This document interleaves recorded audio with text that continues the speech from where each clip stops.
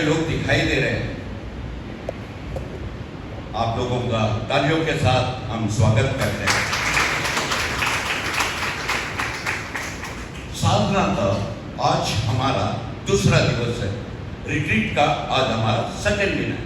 पहले दिन वो जो कल का जो था, उस रोज हम लोगों ने देखे सफरिंग के ऊपर, और सफरिंग मैंने ये बताया कि ये एक सीढ़ी है जो स्वर्ग ले जाता है। और आज का हमारा विषय है क्षमा, फॉरगिवनेस। फॉरगिवनेस ये है स्वयं सीढ़ी। आप लोग देखे होंगे रेलवे स्टेशन पर अभी एक कुछ सालों से स्टार्ट हुआ है, उसमें खड़ा रहना है और वो सीढ़ी ऊपर लेके जाता है ना, ऊपर लेके जाता है, नीचे लेके जाता है। इसे कहते हैं एस्केलेटर, स्वयं सीढ़ी। फॉरगिवनेस, हम जब भी लोगों को क्षमा करते हैं तो ये स्वयं सीढ़ी है जो हम सभी को स्वर्ग ले जाता है। तो क्षमा में 13 तारीख की बात है, 1981, पोप जॉन पॉल II वो वहां पर रोम में थे, सेंट पीटर स्क्वायर में उनका जगह। तो 4 गोली की आवाज आई, उसमें से 2 उसे छू लिया और गंभीर तरीके से, और 2 पब्लिक में चला गया। पोप का हालत बहुत खराब हो गया, वो सीरियस हो गए। तो 5 घंटा उनका सर्जरी चला, पोप साहब का 5 घंटा सर्जरी चला, ठीक हो गए। उसके बाद दूसरा गोली जो था वो पब्लिक में चले गया। जब उनका परिस्थिति ठीक हुआ, उनका स्टेबल कंडीशन हो गया, तब उन्होंने क्या किया, वो जो लड़का जो था वो आतंकवादी था, टर्की का, एक 23 साल का लड़का था। क्यों मारा उन्होंने आज तक क्लियरली बताया भी नहीं। उनको जाकर के उन्होंने क्षमा कर दिया। मैं 13 को गोली लगा, हॉस्पिटल में एडमिट, मैं 17 को उन्होंने खुल्ला पब्लिकली, सार्वजनिक के रूप में सभी को उनको क्षमा कर दिया, जेल में जाकर। हाँ भाई और बहनों, उसका जान लेने के लिए इन्होंने मारा था, उसके बावजूद इन्होंने क्षमा किया। कहते हैं इंग्लिश में एक कहावत है, it is human to hear and to forgive is divine. यानी गलती जो है वो इंसान से हो जाता है, इंसान से होता है, मगर क्षमा जो है वो दिव्य है, ईश्वरीय है, डिवाइन है, जो पिता परमेश्वर से आता है। और ये क्षमा, ये पहला सीख हम सभी को पिता परमेश्वर ने ही दिया, इसीलिए इसे दिव्य कहते हैं, इसीलिए इसे डिवाइन कहते हैं। ऐसा हुआ जैसे कल हम लोग ने देखे थे, हमारे पहले माता पिता ने बात सुनाने उल्लंघन किए, और फिर पाप करने के बाद वो लोग जा करके पेड़ के पीछे छुप गए। तब पिता परमेश्वर उनके बीच आए, और ये बताया जाता है बाइबल में 3:31 में, प्रभु ईश्वर ने आदम और उसकी पत्नी के लिए खाल के कपड़े बनाए और उन्हें पहनाया। क्षमा करने का एक तरीका। वो छोड़ सकता था, तुम लोगों ने पाप किया, मेरा बात नहीं सुना, हट जाओ यहाँ से, नहीं, उन्होंने नहीं छोड़ा। एक जानवर को मारा, और वो जानवर का उसका जो चमड़ा था वो निकाल के ये लोग नंगे हो गए थे और उनको पहनाया गया। न्यू टेस्टमेंट में हम देखते हैं यही है वो चमड़ा जो हमारा जीसस है, जिसे हम लोग पहन लेते हैं। और ये क्षमा जो है हमें पिता परमेश्वर से आता है, ये डिवाइन है। कोई इंसान हमें नहीं सिखा सकता है, बस इसे मानना होगा। क्षमा करने का ताकत हमें मानना होगा। पर ये क्षमा, ये फॉरगिवनेस, इसके ऊपर बहुत सारा कंफ्यूजन है, गड़बड़ी है, कंफ्यूजन है, और लोग जो है इसे कुछ मिस्टेक कर लेते हैं समझने के अंदर। ये क्षमा को क्षमा का मतलब ये नहीं है तुम अपने आप का एक आत्मरक्षक को छोड़ दिया। क्षमा का मतलब ये नहीं है नहीं आ भाई मुझे मार, नहीं। हर इंसान को अपना एक हक है, एक अधिकार है जो वो अपने आप को संभाल सके, आत्मरक्षक कर सके। हमारे पास ये अधिकार दिया हुआ है और किसी को कोई हमारे खिलाफ झूठ बोलना, नुकसान पहुंचाना, गलत बातें करना ये ठीक नहीं माना जाता है। अरे हम लोगों को ये मानिए, सपोज आप दोपहर के टाइम में सोए हो और एक कोई आ गया घर में, टेबल पे मोबाइल है, मोबाइल लेके भाग रहा है, आपने देख लिया, क्या करेगा? क्षमा करेगा क्या पकड़ेगा उसको? पकड़ेगा। यह हमारा हक है, हम आत्मरक्षक करना जरूरी है ना। क्षमा होता है, उसे दंड भी मिलना है। क्षमा इसे नहीं माना जाता है, क्षमा कुछ और है। अब ये नहीं कहेंगे बाबा तूने ये चोरी किया है, दूसरा टाइम मत चोरी करना, मोबाइल रख और जा, नहीं। ये मत बोलो कि हमारे आत्मा अमर है, वी आर इमॉर्टल। हम ये दुनिया छोड़ के प्रभु के पास चले जाएंगे। हमारे आकार, हम बनाए गए खुदा की तरफ, इन हिज लाइकनेस। ये जितने तारे मंडल वगैरह जुड़े हुए हैं ना, उनसे बढ़कर हम लोग हैं। भजन संहिता 8:4 में बताया जाता है जब मैं तेरे बनाए हुए आकाश को देखता हूँ, तेरे द्वारा स्थापित तारों और चंद्रमा को, तो सोचता हूँ कि मनुष्य क्या है जो तू उसके लिए सुधि ले, क्या है आदम का पुत्र जो तू उसके देखभाल करे। ये सवाल करता है कि कौन है हम लोग कि ये तारे, ये मंडल, ये सारे, इनसे बढ़कर प्रभु हमारा एक लेवल रखा हुआ है। क्षमा, इसका मतलब ये जो है, ये हमारे क्षमा, ये हमारा फीलिंग्स नहीं है। फीलिंग्स जो हम कहेंगे एक तरह का महसूस करते हैं हम, एक फीलिंग, वो फीलिंग नहीं है। ना ही ये पॉसिबल है हम इंसानों के लिए कि हम हमारे भावना को कंट्रोल कर सके। हमारा एक तरफ भावना होती है जिसे कहते हैं इमोशन, और एक तरफ पे होता है फीलिंग। ये दोनों नहीं। अगर किसी ने हमको बुरी तरह घायल कर दिया है तो प्रभु ये नहीं चाहता है कि किसी ने तुम्हें घायल किया है, तुम उसे जा करके बोलो अच्छा किया आपने, दोबारा आप करके मारो। नहीं, ये नहीं बताया है। कोई अगर इंसान बुरा करता है तो उसे दंड तो मिलना ही मिलना है। क्षमा करना ये नहीं है कि जो अच्छा है, जो बुरा है उसे अच्छा करे, जो बुरा है उसे अच्छा कहना, ये क्षमा नहीं है, ये झूठ बात। सच्चाई ये है कि क्षमा जो है ये हमारा इमोशन है, हमारे साथ में रहता है, नहीं, ये हमारा मर्जी है, ये हमारा फीलिंग नहीं है, ये हमारा महसूस नहीं है, ये हमारा मर्जी है। अगर मैं किसी को क्षमा करना है, ये मेरी मर्जी है, ये मेरा विल पावर है, ये मुझे करना है। अगर कोई व्यक्ति का हम चाहते हैं कि गलती किया है, हमारे पास लेके आए, तो हम यही कहेंगे नहीं, दंड तो उसे मिलना चाहिए। हाँ, दंड उसे इसके लिए मिलना चाहिए क्योंकि वो गलत किया है, पर हम उसके ऊपर कोई बुराई नहीं ला सकते। जैसा हम ये नहीं कहे कि तूने बुरा काम किया है, तेरा हालत खराब होगा, तुझे रोग लगेगा, तुझे बीमारी पड़ेगा, नहीं, ये हमें नहीं कहना। दंड देना अलग बात है, और इस तरीके से श्राप देना जो अंदर से आता है, ये गलत बात है। यीशु उनके पूरा जीवन हम सभियों को क्षमा करते रहते। एक अच्छा उदाहरण हम लोगों को मिलता है एक स्त्री का, एक औरत का, जिसे ला करके फरीसी लोगों ने उसका पैर पे ला के फेंक दिए, और ये जो औरत जो थी व्यभिचार में फंस गए। लेते हैं यूहन्ना 7:53-8-11।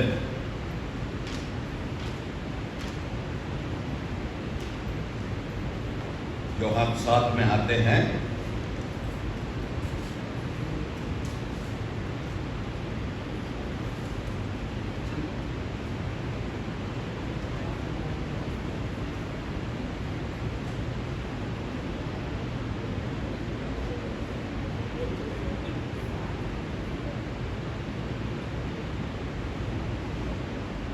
पढ़ते हैं, कुछ लोग ईसा को गिरफ्तार करने चाहते थे, किंतु किसी ने उन पर हाथ नहीं डाला।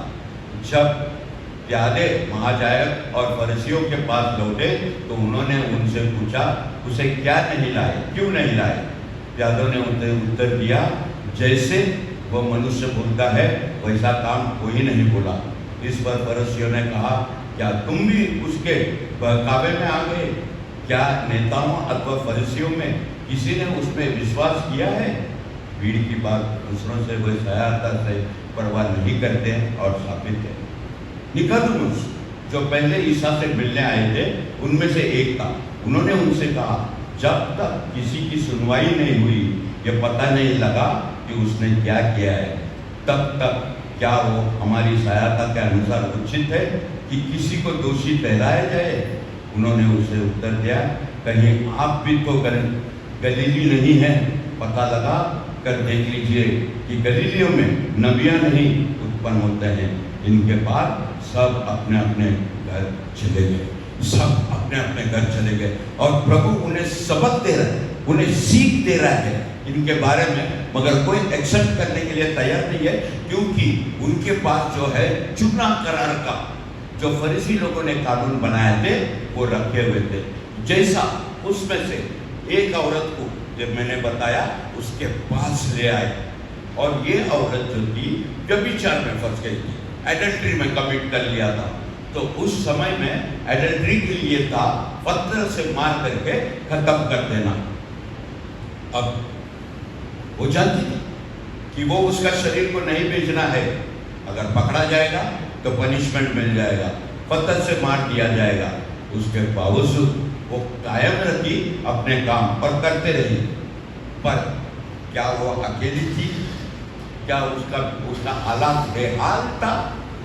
उसे पैसे की जरूरत थी? क्या वो प्यार ढूंढ रही थी? क्या किसी ने उसे मजबूर किया था? ये सारे बातों का जवाब हमारे पास नहीं है, पर उसे ले आए थे। और यीशु फरीसियों के खिलाफ ही बातें करते जा रहे हैं, क्योंकि फरीसी लोग जो थे उनके अंदर इंसानियत नहीं था, लेकर के आ जाते थे। और यीशु ने उनको पूछा, जिसने पाप नहीं किया वो मारेगा पहला पत्थर। सब एक के बाद एक चले गए। और प्रभु ने जब औरत को मुड़ कर देखा तो उन्होंने पूछा, कहाँ गए सब? सब के सब चले गए, ना ही मैं तुम्हें दंड देता हूँ, जाओ पाप मत करो। ये है हमारा यीशु। वो पापिनी थी, वो गलत काम की थी, उसके बावजूद वो पाप को नहीं देखा, वो बैकग्राउंड को देखा। क्यों किया है पता नहीं, करवाया किसने? कोई आदमी लोगों ने ही किया होगा। इसको लाइन पे लाया किसने? ऐसे तरीके में कोई किसी और ने लाया होगा, ये अपने मर्जी से नहीं आई होगी। कोई औरत ऐसा नहीं करती, कोई औरत ऐसा नहीं करती। और यह हुआ है। यहाँ पर हम देखते हैं यीशु क्षमा करते हैं और चंगाई भी कर रहे हैं। वो मौका देता है, एक नया स्टार्ट के लिए हम सभी को मौका देता है, और साथ साथ ये भी देखता है कि वो ये गलत काम है, ये व्यभिचार, ये जो है ये नामंजूरी है, ये नहीं करना चाहिए।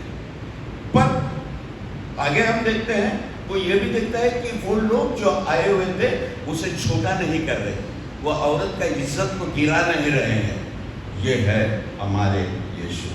हम बहुत जल्दी भूल जाते हैं, हम बहुत जल्दी भूल जाते हैं। हम अपने आप को क्षमा करते हैं क्या नहीं? हम अपने आप को क्षमा करते हैं क्या नहीं? करते हैं।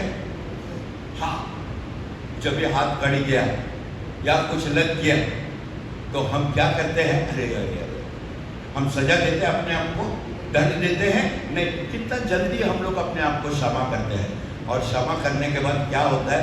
वो जो कट था वो कट अपने आप से ठीक हो जाते हैं ना, अपने आप से ठीक हो जाता है। लेकिन अगर जल भी गया हाथ, कट गया तो छोड़ो, जल भी गया हाथ, कुछ समय के बाद वो भी ठीक हो जाता है। हम अपने लाइफ के साथ कोई शिकायत नहीं रखते हैं, हम फ्री रखते हैं, हम क्षमा कर देते हैं। जब हम अपने आप को क्षमा करते हैं, हमारा शहर, हमारा जीवन शक्ति, हमारा शांति, हमारा सहयोग, ये सब अच्छा बनते हुए जाता है। ये नेचर, ये कुदरत है जो हमारे लिए एक अच्छा काम बनते हुए जाता है। क्योंकि जब हम अपने आप को क्षमा करते हैं, उनका ब्लेसिंग हम पर आ जाता है। जब हम अपने आप को क्षमा करते हैं, प्रभु का ब्लेसिंग हम पर आता है। और ये ब्लेसिंग जो था ओल्ड टेस्ट में हम लोगों को नहीं मिलता है, ये हम लोगों को मिलता है न्यू टेस्टमेंट में। न्यू टेस्टमेंट में ये हम लोगों को क्षमा मिल जाता है। जब भी न्यू टेस्टमेंट में यीशु ने अपना जान बहा दे दिया, वो खून बहने लगा, तब हम लोगों को यह आशीर्वाद मिला, तब हम लोगों को ग्रेस मिल गया। डेविड क्या बुरा आदमी था? नहीं, कितना शांत लिखा हुआ था, लेकिन उससे गलती हो गया। आज हमसे गलती होने का चांसेस बहुत कम है। मन से किया तो, नहीं तो नहीं। वहां पर डेविड का हो गया, क्योंकि तब तक जीसस का ब्लड नहीं गिरा था। ये जो खून हमारे लिए उन्होंने बहाया, ये आज हम सभियों को बचा रहा है, हम सभियों को बचा रहा है। तेरे लहू की धारा, गाइए, आप लोगों को आता है, उस पर से बह रही है, पापों से भराए मेरी जीवन को धो रही है। तेरे लहू की धारा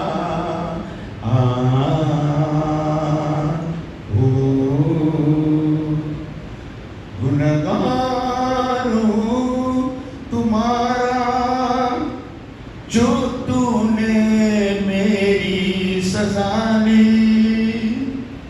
बलिदान करके तूने मेरी जिंदगी बदल दी। तेरा प्यार कैसा अनोखा, हर पल मुझे बुलाए, मेरी जिंदगी की खातिर तेरी जान जा रही है। ये हमारा पाप के लिए उन्होंने अपना लहू बहाया। वो लहू जब हम पर आते हैं, जैसा उन्होंने क्षमा किया, हम भी क्षमा करने लग जाते हैं। ये है सबसे बड़ा अनुग्रह हमें मिला है। ये ताकत हम लोगों को मिला है और लोगों को क्षमा करने का। सिर्फ उनका खून, उनका लहू हमारे ऊपर लेना है। ये हमें मानसिक शांति देता है। जब हम किसी और को क्षमा करते हैं तो हमें मानसिक शांति देता है, और तो और उज्जवल स्वास्थ्य दे देता है। हमारा हेल्थ भी अच्छा हो जाता है। सभियों को फॉरगिव करना, क्षमा करना, वो हमें तकलीफ देते हैं, पर अगर हमारा हेल्थ अच्छा रखना है, भाई और बहनों, क्षमा करना है। तुम अपने आप को क्षमा नहीं कर सकते जब तक तुम किसी और को क्षमा नहीं करते।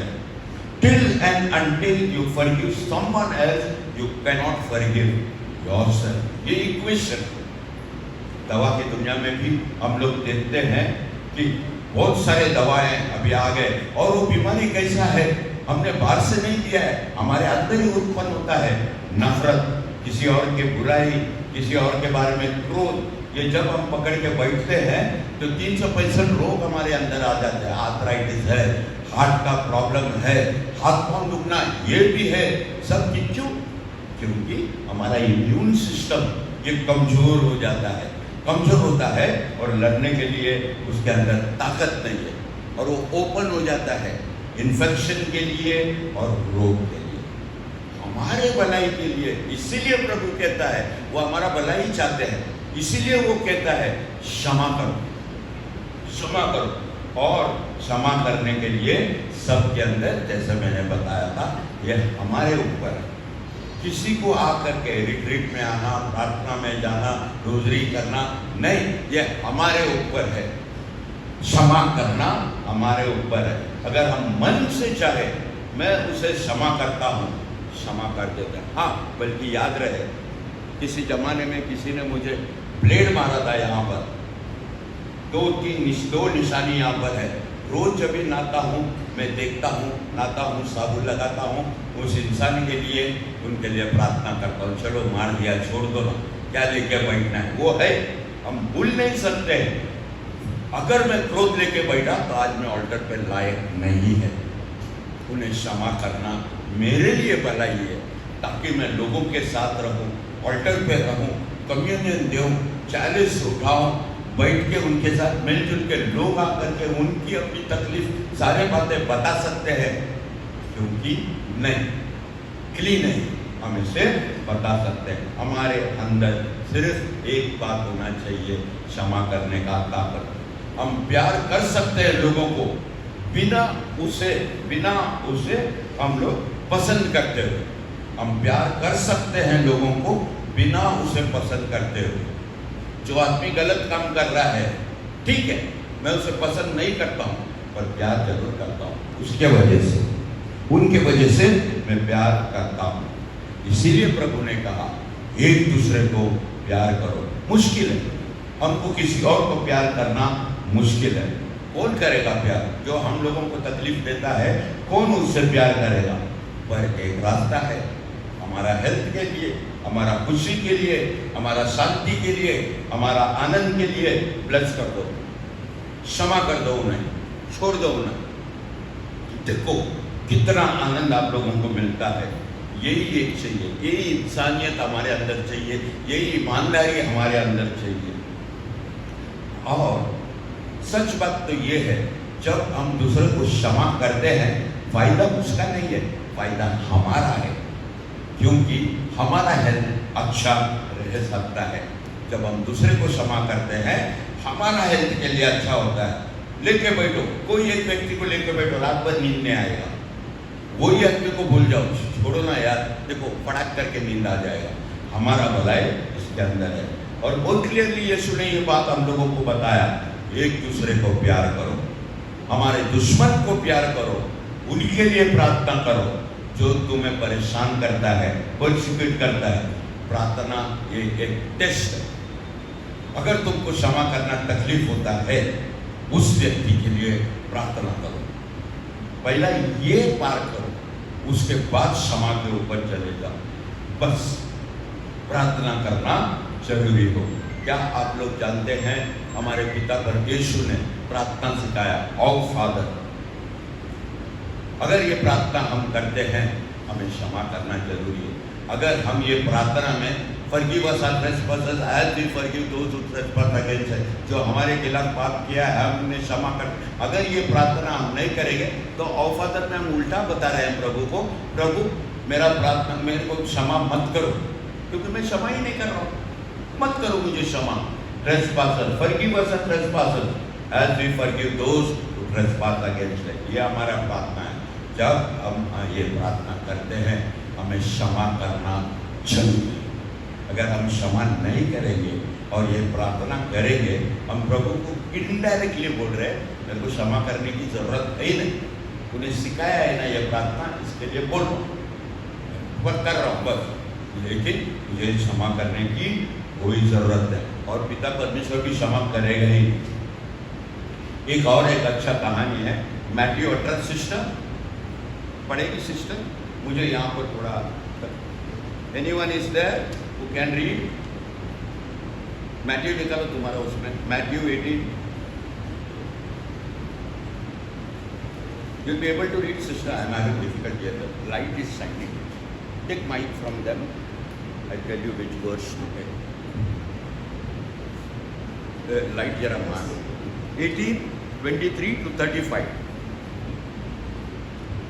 Matthew 18:23 to 35.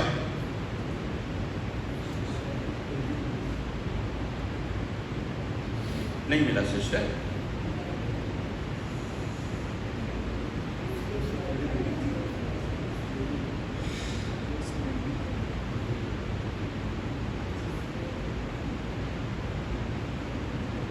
यही कारण है कि स्वर्ग का राज्य उस राजा के सदृश है जो अपने सेवकों से लेखा लेना चाहता था। जब वह लेखा लेने लगा तो उसका लाखों रुपया का एक कर्जदार उसके सामने पेश किया गया। अदा करने के लिए उसके पास कुछ भी नहीं था। इसलिए स्वामी ने आदेश दिया कि उसे, उसकी पत्नी, उसके बच्चों और उसकी सारी जायदाद को बेच दिया जाए और ऋण अदा कर दिया जाए। इस पर वह सेवक उसके पैरों पर गिरकर यह कहते हुए अनुनय विनय करता रहा, मुझे समय दीजिए और मैं आपको सब चुका दूंगा। उस सेवक के स्वामी को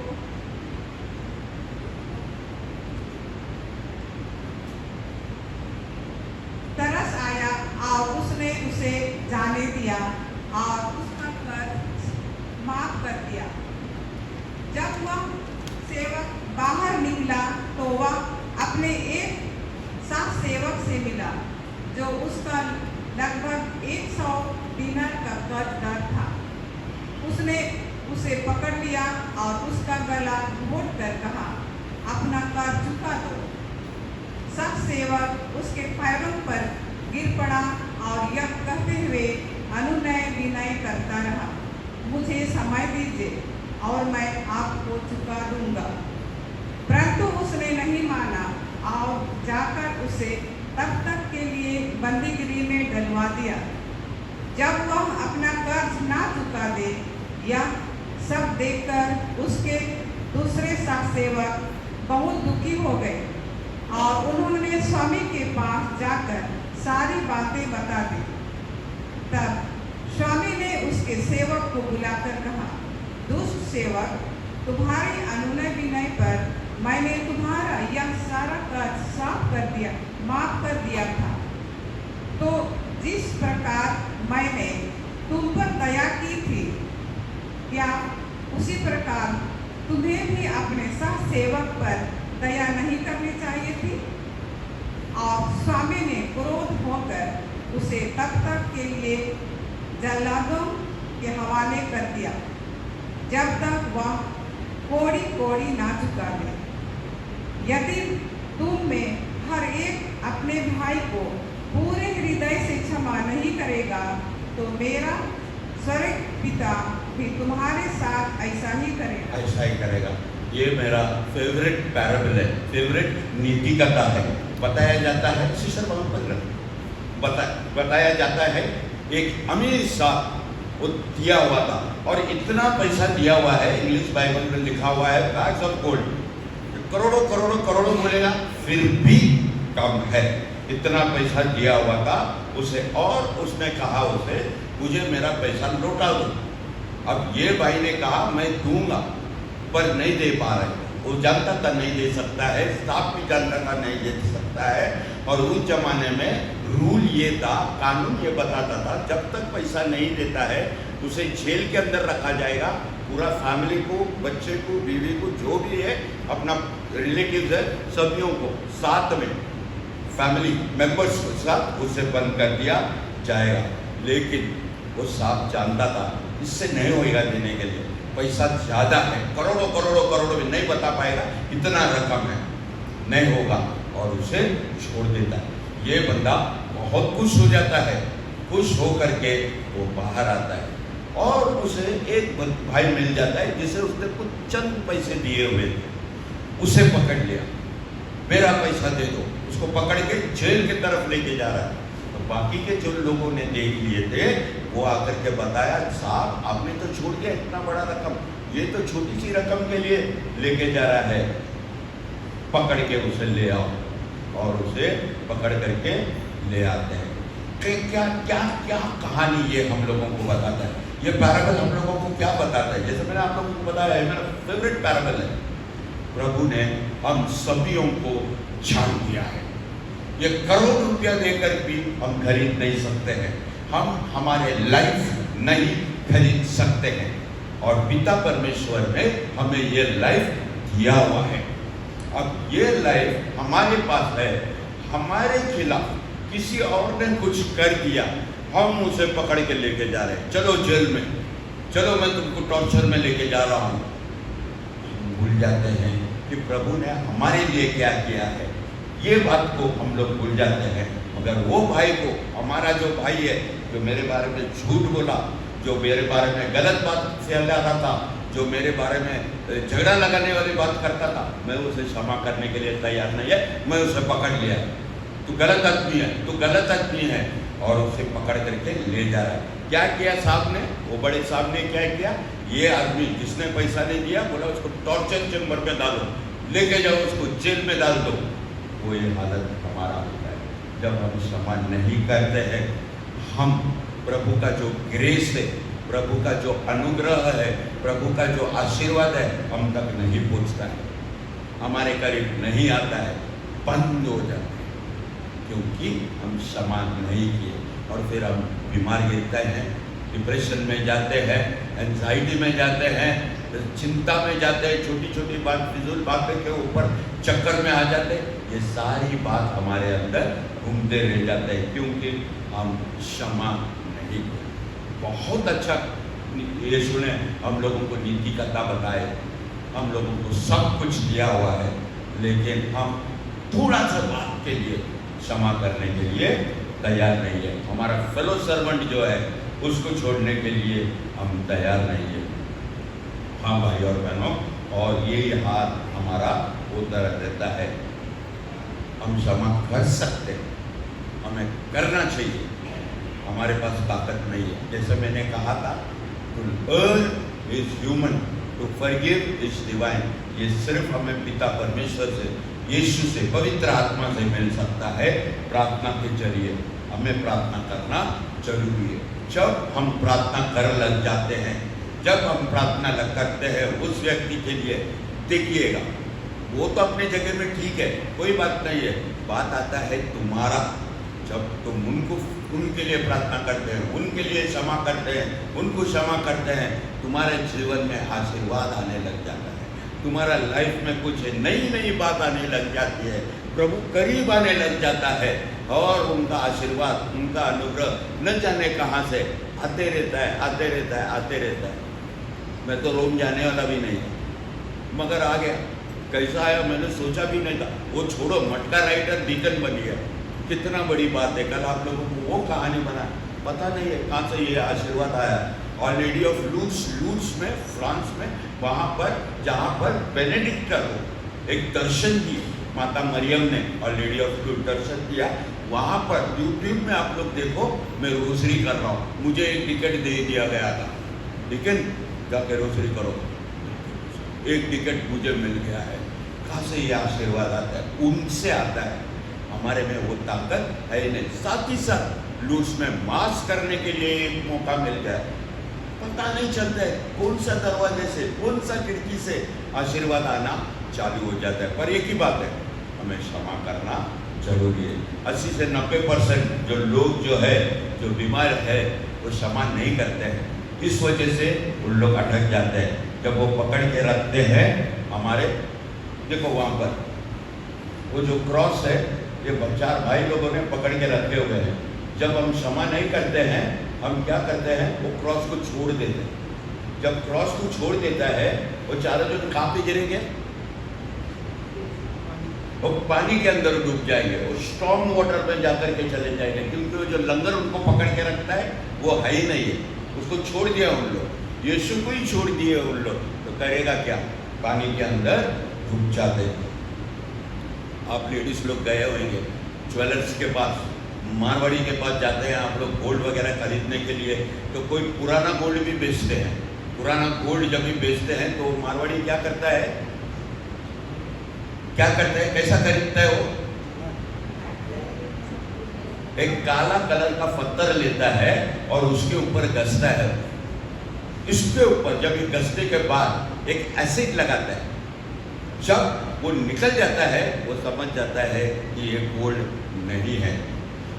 दूसरा एसिड जब वो निशाना गोल्ड रह जाता है और एक एसिड निकाल के लगाता है वो, और वो काला पत्थर के ऊपर लगाता है, वो निकल जाता है। इससे पता चलता है कि ये सोना है। तो हमारे लिए भी एक टेस्ट है, क्या मैं सचमुच कोई व्यक्ति को क्षमा किया है क्या नहीं, हमारा भी एक टेस्ट है। जैसा मारवाड़ी टेस्ट करता है सोने को, उसी तरह हमारा भी एक टेस्ट है। ब्रदर मार्क, मेरा और ब्रदर मार्क का बहुत बड़ा झगड़ा चल रहा है, और मैं कह दिया, लोगों में भी बताया, ब्रदर मार्क को मैंने क्षमा कर दिया है। मगर किसी ने आकर के मुझे बताया, ब्रदर मार्क बाइक पे आ रहे थे और उससे एक एक्सीडेंट हुई, बच्चे को मार दिया, तो लोगों ने पकड़ के उसको बहुत मारे, बहुत मारे। अभी मेरा एक्सप्रेशन क्या कहता है, पंगा हमसे। जब ये एक्सप्रेशन हमारे अंदर आ जाता है, हमने क्षमा नहीं किया, हमने क्षमा नहीं किया।